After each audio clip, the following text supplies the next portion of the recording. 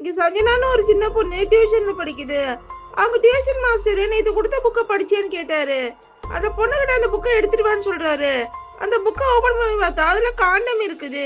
அதை பார்த்து அந்த பொண்ணு ஷாக் ஆயிடுது. இது எப்படி வந்துச்சுன்னு தெரியாதுன்னு அந்த பொண்ணு பயப்படுது.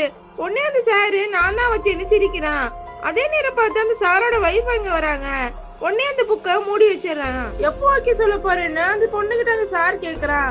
உடனே அந்த பொண்ணு பயப்பட ஆரம்பிக்குது. அந்த சாரு நீ பாஸ் ஆகணுமா இல்லையா யோசிச்சு சொல்றேன்னு சொல்லி அந்த பொண்ணை போய் உட்கார சொல்றான். சஞ்சனா அடுத்த நாள் அவங்க அம்மா கிட்ட போயிட்டு நான் டியூஷனுக்கு போலமா வீட்லயே படிக்கிறமான்னு சொல்லுவான். அதுக்கு அவங்க அம்மா ஏன் வீட்லயே இருந்து போன் பாக்குறதுக்கா? அதெல்லாம் கிடையாது, நீ டியூஷனுக்கு போ.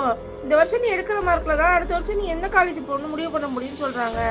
உடனே அவளும் அவகிட்ட எதுவுமே சொல்லாம அங்கிருந்து போயிடுறா. அடுத்த நாள் அந்த பொண்ணு டியூஷனுக்கு போறா. உட்காந்து ஏதோ வரைஞ்சிட்டு இருக்கா. அப்போ அந்த டியூஷன் மாஸ்டர் வரும்.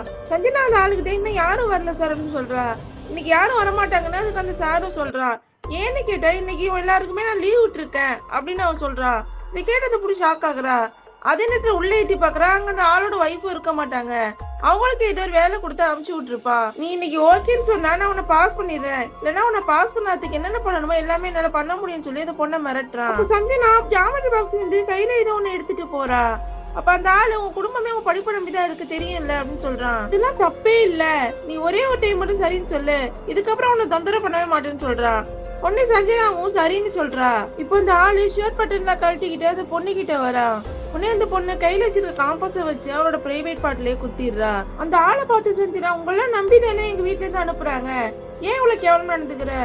உன் பொண்ணு கூட இந்த மாதிரி ஒரு ஸ்கூல்ல தானே படிப்பா, அவகிட்ட யாராவது இந்த மாதிரி நடந்தா உனக்கு ஓகேவான்னு கேக்குறா. இல்ல யாரும் அந்த மாதிரி நடந்துக்க மாட்டாங்களா? சொல்லலாம் ஏதாவது டீலிங் இருக்கா, அதனால உங்க பொண்ணுங்க மட்டும் சேஃபா போயிட்டு வராங்களா அப்படின்னு கேக்குறா. நீங்களாம் பண்றதை பார்த்தா அப்படிதான் தோணுதுன்னு சொல்றா. அதுக்கப்புறம் இந்த மாதிரி ஆம்பளைங்கிட்ட தப்பிக்கிறதுக்கு பொண்ணுங்களுக்கு நெகமும் பல்லும் மட்டும் போதுன்னு சொல்றாங்க. ஆனா அது மட்டும் போதாது, இந்த மாதிரி 2 விரலுக்கு நடுவுல ஏதாவது ஒரு ஆயுதமும் தேவைப்படுது அப்படின்னு சொல்றா. மாதிரி காட்டு மிராண்டிகள்லாம் சமாளிக்கணும்னா எனக்கு இந்த மாதிரி ஆயுதங்கள்லாம் தேவைப்படுதுன்னு சொல்றா. அதுக்கப்புறம் அங்க போலீஸ் வராங்க. போலீஸ் வந்து நீ பண்ண தப்புமா, இந்த மாதிரிலாம் பண்ணக்கூடாதுன்னு சொல்றாங்க. எது சார் தப்பு? நான் இது ஒருவேளை நான் இறந்து போயிருந்தா நீங்க என்ன பண்ணிருப்பீங்க? அந்த ஆளு மட்டும் சந்தோஷமா வெளியே சுத்தி இருப்பா. ஒரு 4 நாளைக்கு நான் டிவில நியூஸா இருந்திருப்பேன், அவ்வளவுதான். அதுக்கு இது எவ்வளவு பரவாயில்ல. இந்த மாதிரி இன்னைக்கும் நிறைய குழந்தைங்க வீட்டுல எது சொன்னாலும் நம்ப மாட்டேங்கிறாங்க. நீங்க உங்க குழந்தைங்க ஏதாவது சொன்னா காது கொடுத்து கேளுங்க, அது என்னன்னு விசாரிங்க. இத பத்தி நீங்க என்ன நினைக்கிறீங்கன்னு ஒரு கமெண்ட் பண்ணுங்க. உங்களுக்கு இந்த வீடியோ பிடிச்சிருந்தா லைக் பண்ணுங்க, மறக்காம சப்ஸ்கிரைப் பண்ணுங்க.